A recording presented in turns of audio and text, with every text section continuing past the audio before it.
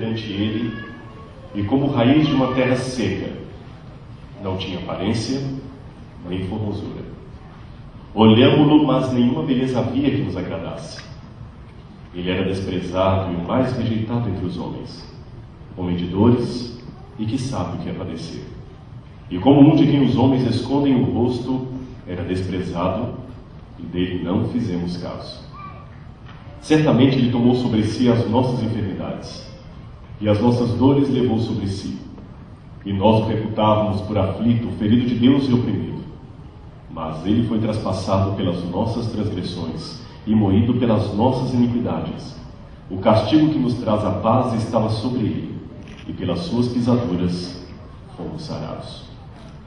Irmãos, nesta manhã eu gostaria de dividir a minha mensagem aqui em duas partes. Em primeiro lugar, eu gostaria de fazer um estudo panorâmico com vocês de como era a crucifixão nos tempos antigos, para que nós possamos entender de um modo histórico como foi a crucifixão de Jesus. E depois, no segundo momento, eu quero explicar o que isso significa para cada um de nós hoje. Primeiro, o aspecto histórico, depois, qual o significado da crucifixão de Cristo. Bom, aqui vocês têm o slide. A crucifixão era algo já praticado desde o terceiro século a.C. Foram os cartagineses que criaram a crucifixão, o sistema de crucificar pessoas. Porém, um pouco antes disso, lá por volta do 8º século a.C., você já tinha os assírios praticando algo chamado empalamento.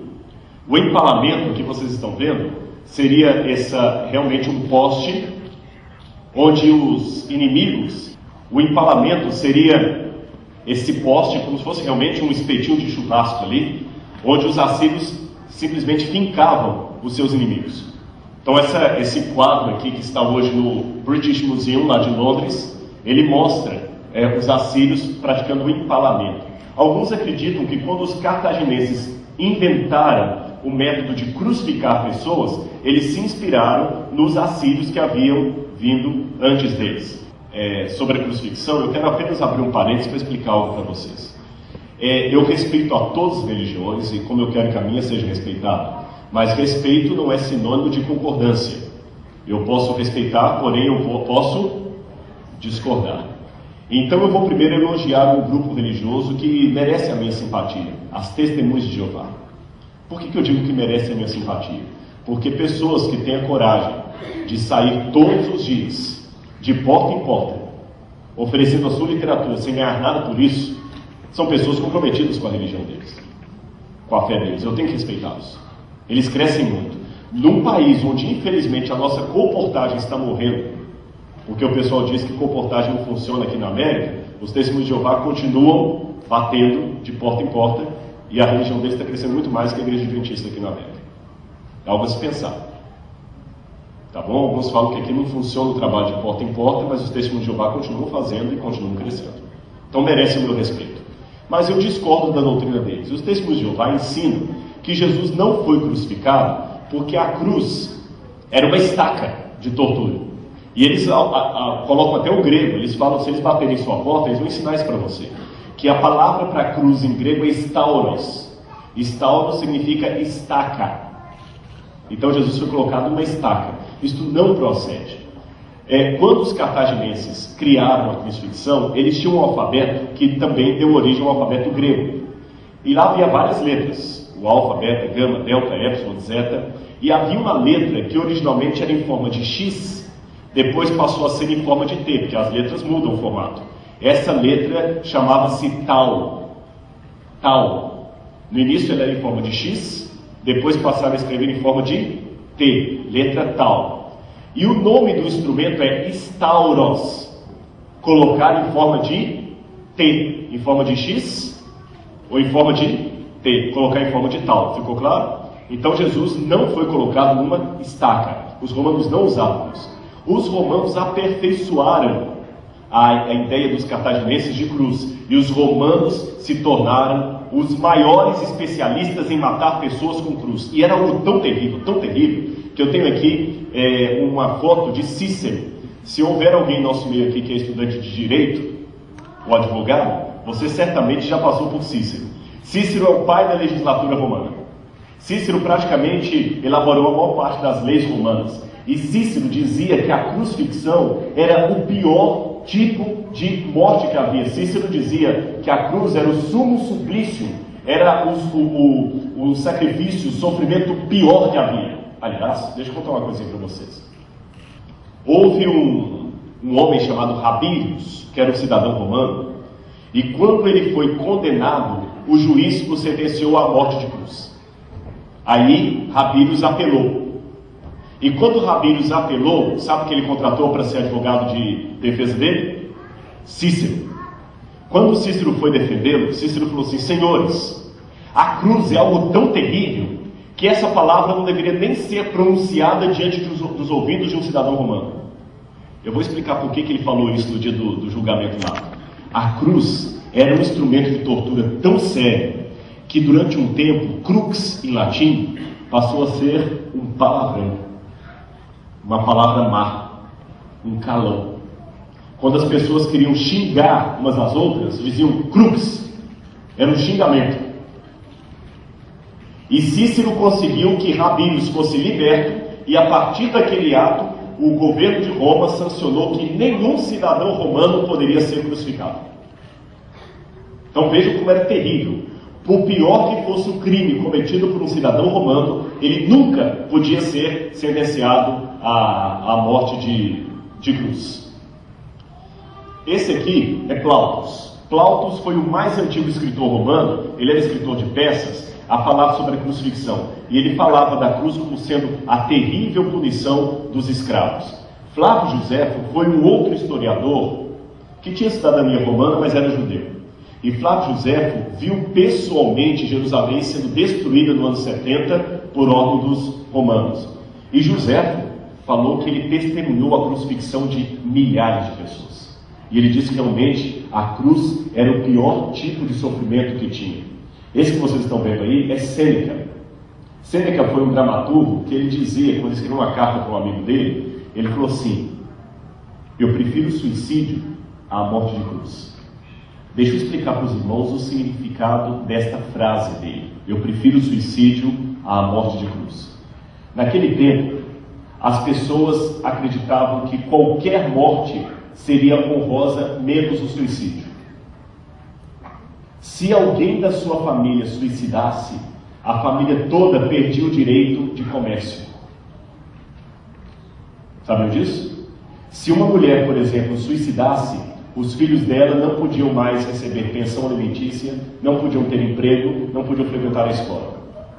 Se um pai de família suicidasse, a mulher dele não podia receber pensão, não podia ter a casa, o governo tirava a propriedade de uma família que tinha um membro que se suicidou. Eles tinham tanto horror ao suicídio que se um membro da sua família se matasse, você perderia toda a sua propriedade, todos os seus direitos civis. Entenderam o perigo do suicídio? E olha o que diz Sêneca: eu prefiro morrer por suicídio a morrer numa cruz. E 4 formas de condenação. Eu vou falar da menos ruim para pior. Tá certo? Havia 4 formas de condenação. Vou falar da menos ruim para pior.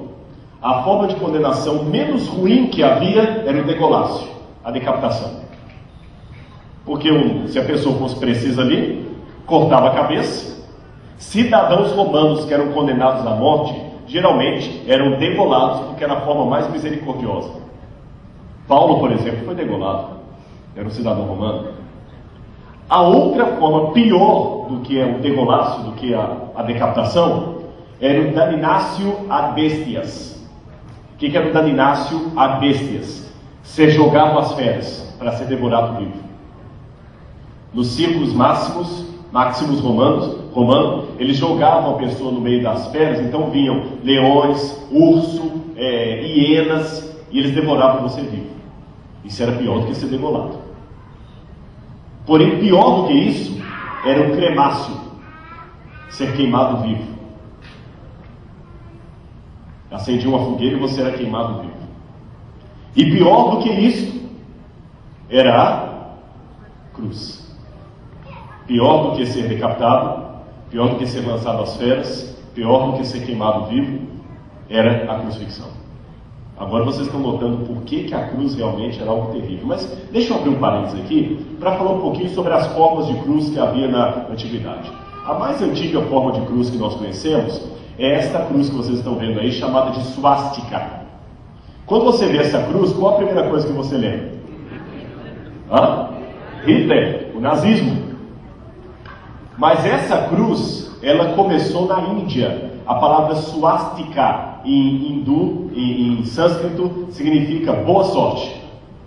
Suástica, boa sorte. Essa cruz não era uma cruz de condenação. Como eu falei com vocês, quem começou a usar cruz para condenar pessoas foram os cartaginenses, 3 séculos antes de Cristo. Essa cruz que você está vendo aí era um amuleto de boa sorte, que os hindus usavam quase 1000 anos antes de Cristo. Aí alguém pode perguntar assim, peraí, mas como é que essa cruz suástica, que era dos hindus, usada 1000 anos antes de Cristo como símbolo de sorte, veio parar na Alemanha na Segunda Guerra Mundial como símbolo do nazismo? Eu vou explicar rapidamente para vocês. Você sabe como é que começou a Europa? A Europa começou assim. Várias colônias, várias tribos da Índia começaram a atravessar o vale do Indo, do rio Indo, e começaram a chegar na Europa. Foram os primeiros habitantes da Europa chamados de indo-europeus, que vieram da Índia. Só que quando eles vieram da Índia, eles tinham uma religião que era uma mistura de zoroastrismo, religião persa, com religião hindu do brahmanismo. E o brahmanismo é o pior tipo de crença que você pode imaginar, porque o brahmanismo fala que algumas pessoas nasceram da cabeça do deus Brahma, são os nobres. Outros nasceram dos peitos e do ventre de Brahma, são os artesãos, as pessoas comuns. E outros nasceram dos pés de Brahma, são os Dalits, ou os rejeitados. E um detalhe, se você nasceu da cabeça de Brahma, você nunca desce. Mas em compensação, quem nasceu dos pés de Brahma nunca sobe. Até hoje, em algumas partes da Índia, onde predomina o brahmanismo, os Dalits são pessoas que são rejeitadas. Por exemplo, sabe qual é o emprego que eles têm? Limpar a latrina. Fossa, banheiro, sem nenhum tipo de proteção. A vida média de um Dalit hoje é de 40 anos. Eles morrem. Acontece às vezes que tem uma criança que nasce no meio dos Dalits e é bonita. E sabe como é que eles interpretam? Essa criança nasceu bonita, mas ela é Dalit.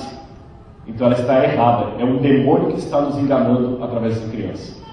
Então quando uma criança no meio dos Dalits nasce, mas tem o azar de nascer bonita, ou ela é rejeitada pela família e abandonada para morrer de fome, ou a família provoca algum tipo de atrofia na criança para ela ficar handicap.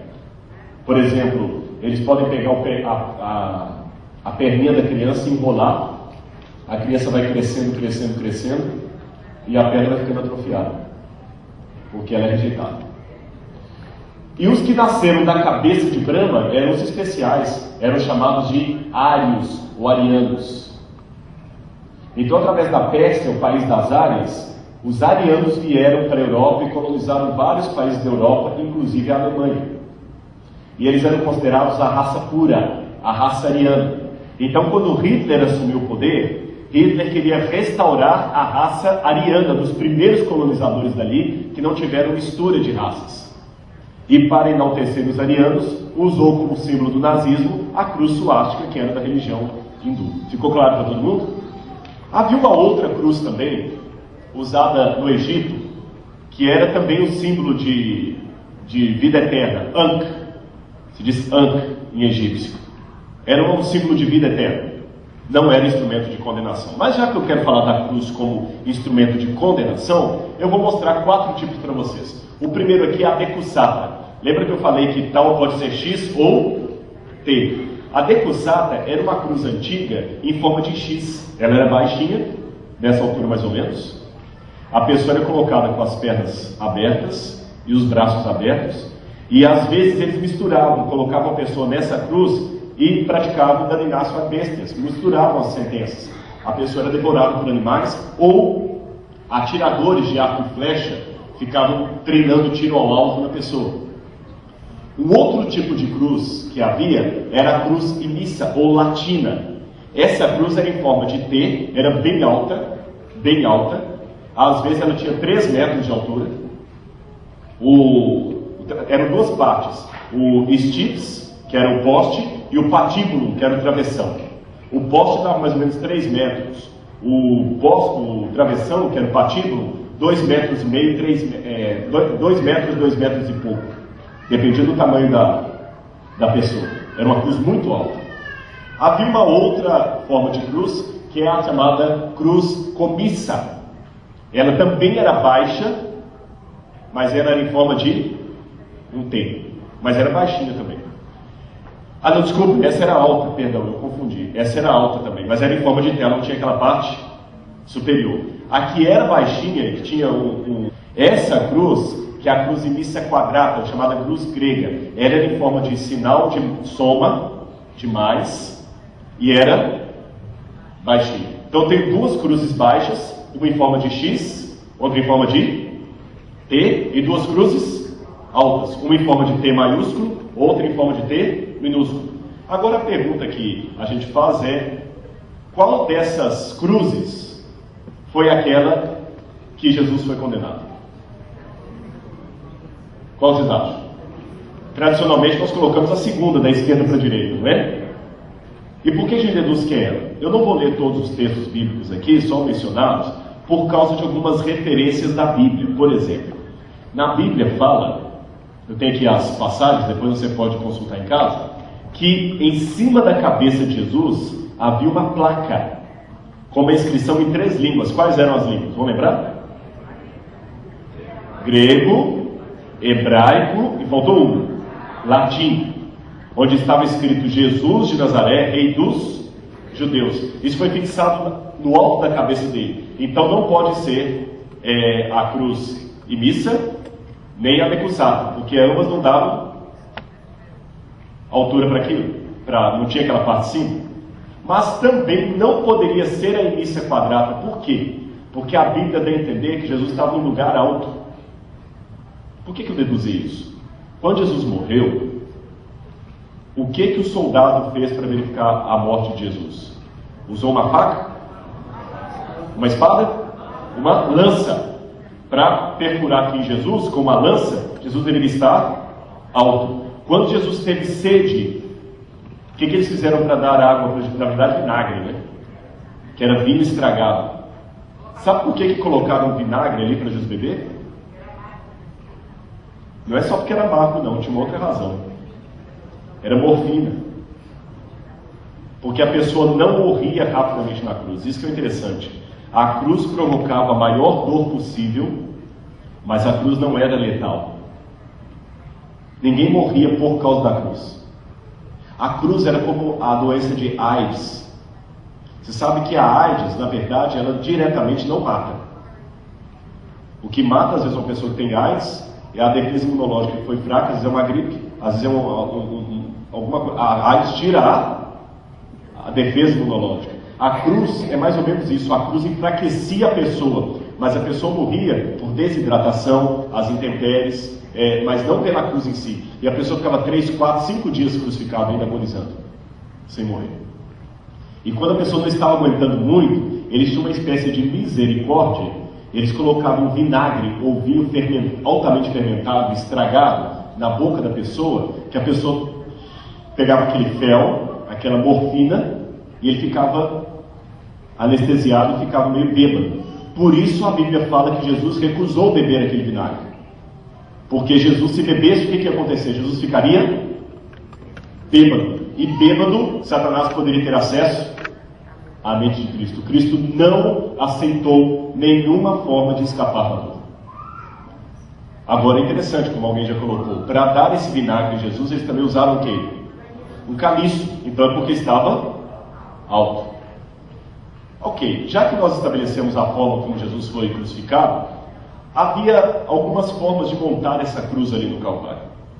Uma delas é que os romanos poderiam chegar no lugar, o stipes, que era o poste maior, já estava ali fixado, E eles pegavam a pessoa, crucificavam embaixo do patíbulo e iam içando a pessoa, até a pessoa ser colocada. A outra forma que havia era de montarem a peça toda com a pessoa no chão e virem puxando toda a cruz, de modo que ela pudesse ser erguida de uma só vez. Entenderam as duas formas? Ou a pessoa ia sendo içada ou levantada de maneira completa. O Desejado das Nações tem uma passagem, bom, aqui está a forma da pessoa na cruz, e o Desejado das Nações tem esse texto aí, onde a Sr. White diz que quando a cruz de Cristo foi erguida por mãos fortes, ela bateu com violência no buraco, provocando uma intensa dor no Salvador. Então daí a gente pode supor que a cruz foi erguida de maneira inteira. Agora uma questão arqueológica aqui que nós temos que afirmar. Essa cruz inteira, ela pesava muito. Só para vocês terem uma noção, em média, o poste, o stips, pesava em torno de 50 a 70 quilos, dependendo do tamanho da cruz. 50 a 70 quilos. O patíbulo pesava de 20 a 30 quilos. A cruz completa podia pesar em torno de 90 a 100 quilos. Do ponto de vista arqueológico, é difícil supor que Jesus tenha carregado a cruz inteira até o Calvário. É mais fácil supor que ele carregou apenas o travessão, apenas o patíbulo, até ali o local onde ele foi crucificado. Agora, irmãos, às vezes, quando faltava uma cruz bem preparada, volta só um slide para mim, por favor. Eles usavam árvores para crucificar as pessoas, era chamada de árvore infélix, a árvore infeliz. Eles colocavam a pessoa toda torta também numa árvore. Havia isso também naqueles tempos ali. Já coloquei isso aqui para vocês, mais um aqui, rapidinho. Amanhã eu vou fazer com vocês um sermão aqui sobre a vida diária nos dias de Roma. E eu vou contar a história desse desenho. Às vezes, irmãos, os executores tinham até as partes íntimas pregados ali na cruz. Só para os irmãos terem uma noção de como era terrível a cruz, até hoje só foi encontrado um único esqueleto de um crucificado. Milhares de pessoas foram condenadas pelos romanos, mas só um esqueleto de crucificado foi encontrado até hoje. Alguém pode perguntar, por que não encontraram mais? As pessoas que eram crucificadas não tinham direito a um sepultamento digno. Quando uma pessoa era crucificada, sabe que acontece isso, né? Por exemplo, em alguns países onde existe a pena de morte, na China, por exemplo, durante um período, a pessoa era executada e depois o corpo dele não tinha direito a um sepultamento digno e a família ainda recebia em casa a conta das balas que foram usadas para matar a pessoa executada. Imagina só, você ter um parente morto e ainda recebe a conta das balas que foram usadas para matá-lo. Em Roma, uma pessoa crucificada não tinha direito a ter um sepultamento digno. Sabe o que acontecia com o corpo dele?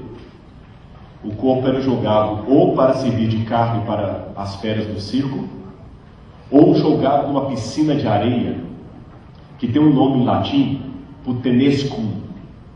Esse nome em latim significa local onde está tendo a putrefação. Aliás, é desse nome que surge até uma palavra baixa, um palavrão em português, que significa que quem pratica isso está se putrefazendo. Entenderam o significado? Está putrefazendo. O nome do lugar era puttanescum. E o corpo de Jesus seria jogado ali. Só não foi por duas razões. Primeiro, a providência divina, que diz que o filho dele não experimentaria a corrupção. E segundo, porque José de Arimateia correu em Pilatos e pediu o corpo de Jesus, e Pilatos, com medo de uma guerra civil, acabou cedendo e dando o corpo de Jesus para ser sepultado. Mas aquilo foi uma exceção. Nós conhecemos na história uma outra exceção, de uma pessoa que foi crucificada, mas teve o seu corpo sepultado. E como é que esse corpo foi descoberto? Essa foto que vocês estão vendo aí é de um bairro em Jerusalém chamado Givat HaMivtar. Givat HaMivtar em Jerusalém é um bairro do subúrbio ali perto de assentamentos palestinos. Quando teve a guerra de 6 dias, Jerusalém estava sendo terraplanada para construir a nova cidade de Jerusalém. E quando os tratores estavam passando pertinho daí, eles bateram em algumas caixas de pedra, que eram caixões de pedra do primeiro século. E eles bateram no caixão, e trouxeram os arqueólogos da Universidade Hebraica, e quando eles abriram um caixão que tinha o nome da pessoa ali sepultada, o nome era Yohanan ben Hagakol. Yohanan ben Hagakol, João, filho de Hakol. Quando abriram, estava o esqueleto dele ali dentro. E perceberam algumas curiosidades. Em primeiro lugar, a perna aqui, nesse osso, estava quebrada. As duas. E no calcanhar havia isso aí. Quem deduz o que é? Um prego romano, um cravo. Então Yohanan ben Hagakol foi crucificado. Pelo formato do caixão, deduziam que ele era de família rica. E pela estrutura dos ossos, descobriram que ele não era um rapaz de trabalhos braçais. Então era alguém de família rica, que foi condenado à morte de cruz, mas por alguma razão excepcional, teve o seu corpo preservado, não foi jogado naquela piscina de areia, foi sepultado.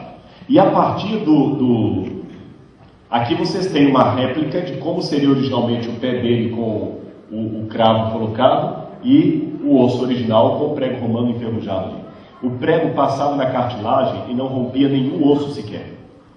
E os médicos da Universidade Hebraica, o Dr. Tsaferes, foi um deles, Dr. Haas, todos da Universidade Hebraica, fizeram um levantamento legístico de medicina forense de como teria sido a posição de Yohanan na cruz. Aqui um raio-x, mostrando o prego passando pela cartilagem, como eu falei com vocês, e notaram que o prego aqui estava torto. Então parecia que a pessoa batia o prego e tortava do outro lado.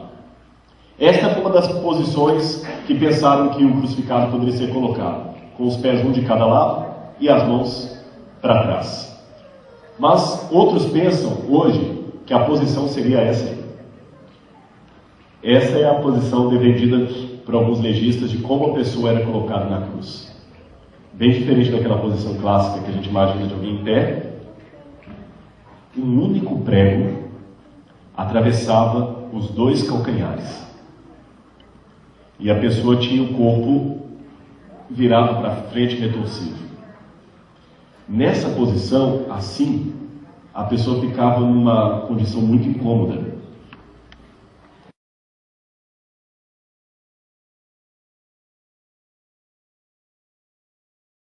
Durante um tempo, muita gente pensou que os pregos não estariam nas palmas das mãos de Jesus, mas aqui, porque se estivesse na palma da mão, o peso do corpo ia rasgar. Só que hoje não se pensa mais assim, porque o peso do corpo não ficava na mão, ficava num pequeno banco aqui, chamado sedícula.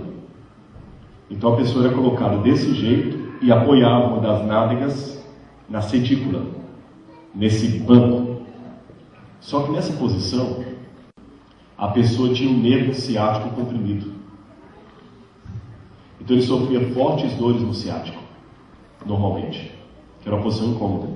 E além de sofrer dor no ciático, para respirar, ele tinha que levantar, porque senão ele ficava sufocado depois de algum tempo.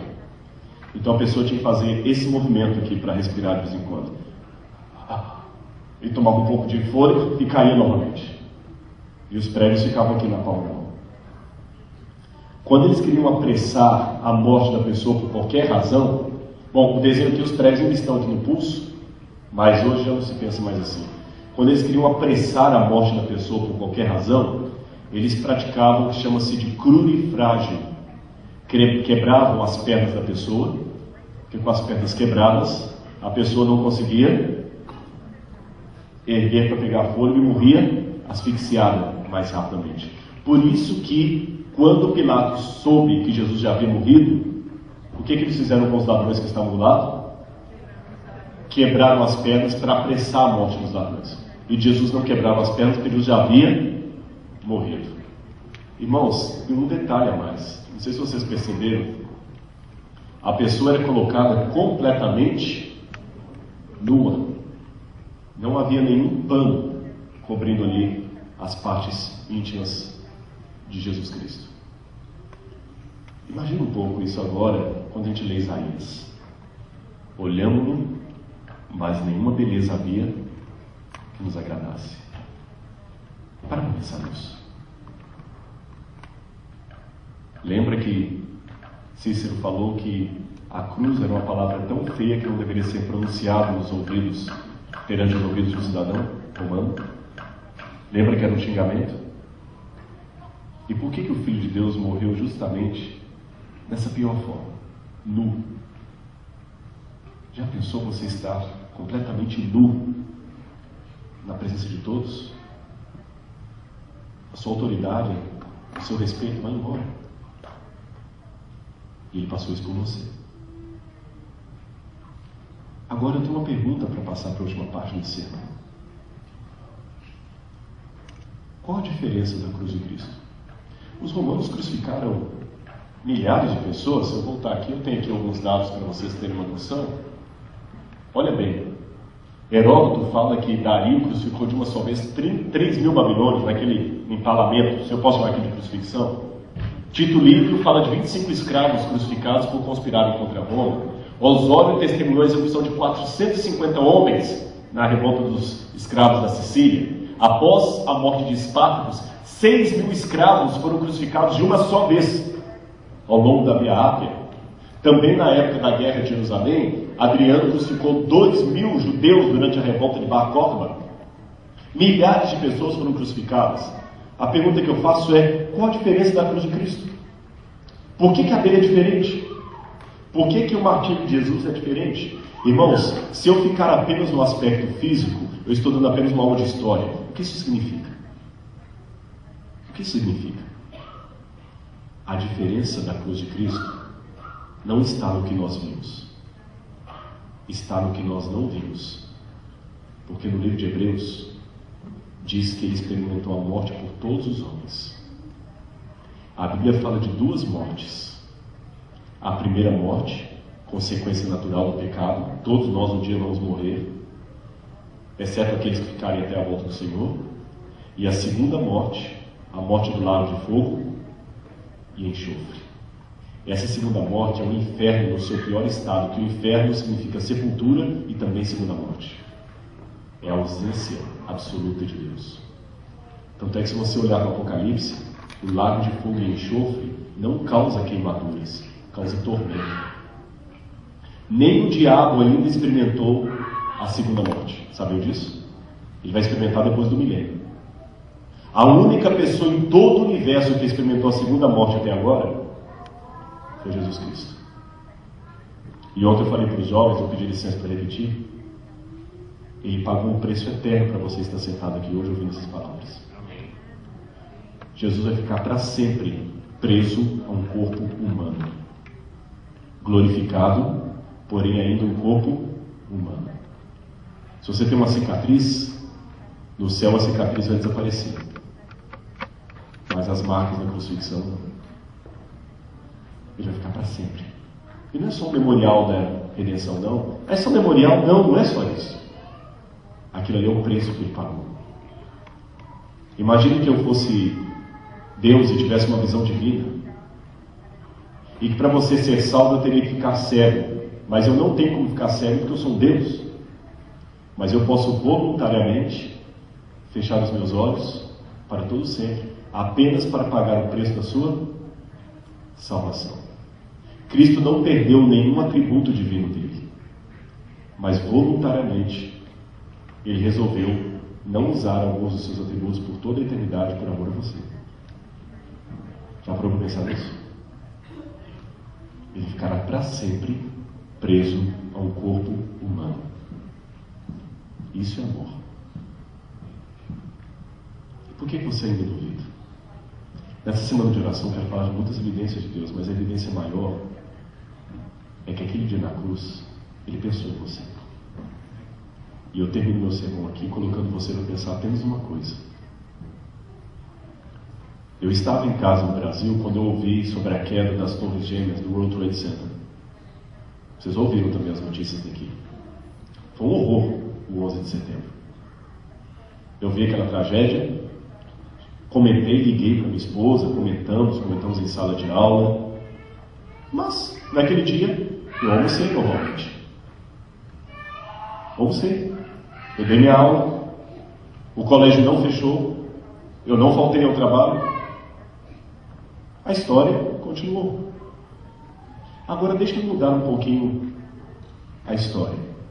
Imagine se a minha esposa, que é alguém que eu amo tanto, estivesse nas Torres Gêmeas no dia que aconteceu aquela tragédia.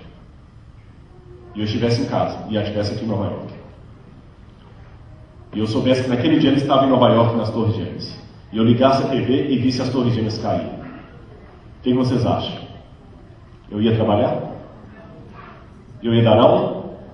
Eu ia me limitar a comentar com as pessoas e almoçar normalmente?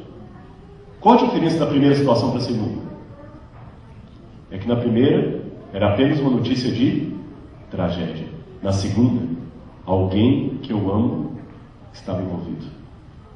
Se você ouviu tudo o que eu falei até aqui como apenas uma aula de história sobre a crucifixão dos tempos antigos, eu vou sair muito frustrado dessa igreja. Perdi tempo. Mas se você ouviu tudo o que eu falei como sendo a história de alguém que você ama envolvido, você não vai sair igual. Você vai sair diferente. E quando alguém que você ama está envolvido, as coisas mudam. Eu não sei como é aqui na América, eu vou dar um exemplo do Brasil. Se você no Brasil estiver na sua casa e um ladrão entrar em sua casa e você trocar socos com ele, pegar a arma dele e matá-lo, você sabia que você tem que fugir antes da polícia chegar? Sabia? Você tem que evitar o flagrante. Se a polícia chegar, você vai preso em flagrante. Depois você vai ter que arrumar um advogado para pedir um habeas corpus alegando legítima defesa. Mas naquele momento você vai ser preso. Então, para não ser preso, o que muitos aconselham? Fuja. Imagina alguém que matou um ladrão em casa fugindo. O que ele pensa durante a fuga? Estou perdido. Matei um bandido. Agora vão vir os comparsas dele querer vingar. Eu deixei a casa aberta. Meus documentos estavam em cima da mesa com cartão de crédito. Meu Deus, eu tinha uma reunião amanhã. Matei um homem. É isso que você é preocupado. É isso? Preciso de um advogado. Não são essas as suas preocupações? Agora deixe-me mudar um pouco a história. Você tem em casa um velho revólver do seu avô. E você está limpando a arma. E você não percebeu que havia um cartucho ali dentro. E sem querer a arma disparou e você acidentalmente matou seu filhinho de 3 anos de idade.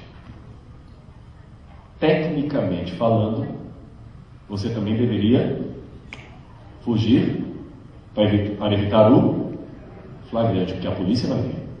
Mas você fugiria nessa segunda situação? Fugiria? Você se preocuparia com o advogado? Com o documento em cima da mesa? Qual a sua única preocupação nessa segunda história? Morreu, não tem como salvar. Qual a sua única preocupação então? Eu machuquei alguém que eu amo. A mesma coisa se aplica a Deus. Quando você não conhece Jesus e pratica um pecado, você fica preocupado com as consequências, com o caso vir à tona, com a igreja saber, com a exclusão. Mas quando você ama Jesus e transgride a lei, a sua preocupação é apenas uma: eu feri alguém que eu amo. Então pense nisso. Porque naquele dia, ele pensou em você. E quando ele disse: Deus meu, por que me desamparaste? Ele lembrou de você. Ele viu você pela fé. E por isso pode dizer: Pai, nas tuas mãos eu entrego o Espírito. Isto é o Evangelho. O resto é comentário. Que Deus abençoe cada um de vocês.